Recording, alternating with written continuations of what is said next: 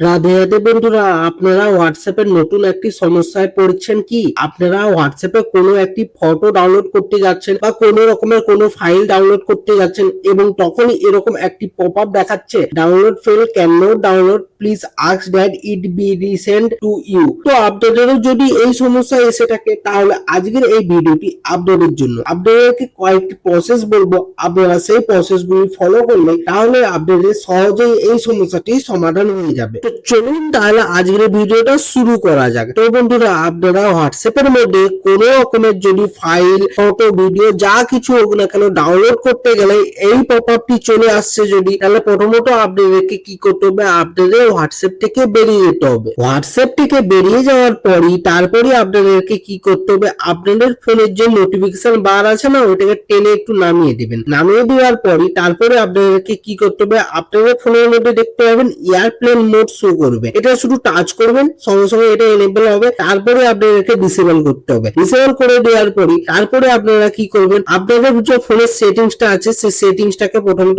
Open করে নেবেন। Open করে নেওয়ার পরই দেখতে পাবেন আপনাদের সামনে এই ইন্টারফেসটি চলে আসবে, ফোনের সেটিংসটি ওপেন হয়ে যাবে। তারপরে আপনারা স্ক্রল ডাউন করে আসবেন। স্ক্রল ডাউন করে আসার পরই তারপরে শো করবে এখানে অ্যাপসে টাচ করবেন। টাচ করে দেওয়ার পরই ম্যানেজ অ্যাপসে টাচ করবেন। টাচ করে দেওয়ার পরই দেখতে পাবেন আপনাদের ফোনের মধ্যে যে সমস্ত অ্যাপ্লিকেশন গুলো আছে সবই এখানে লোডিং হয়ে চলে আসবে।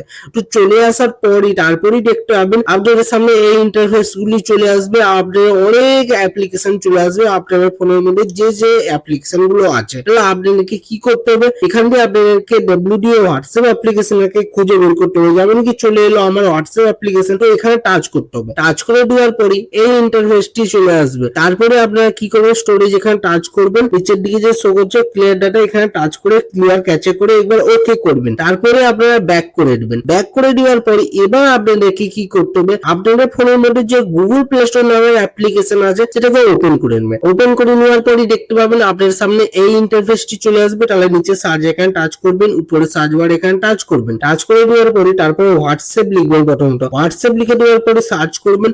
সার্চ করে নেওয়ার পরে দেখতে পাবেন হোয়াটসঅ্যাপ মেসেঞ্জার এই অ্যাপ্লিকেশনটার মধ্যে আপনাদের অবশ্যই একটা আপডেট আসবে। তো আপডেট আসার পরই সঙ্গে সঙ্গে এই আপডেট বাটনে টাচ করলে আপনাদের হোয়াটসঅ্যাপ মেসেঞ্জার অ্যাপ্লিকেশনটা আপডেট হয়ে যাবে। তো আপডেট হয়ে যাওয়ার পরই দেখতে পাবেন এই সমস্যাটি আপনাদের সমাধান হয়ে যাবে।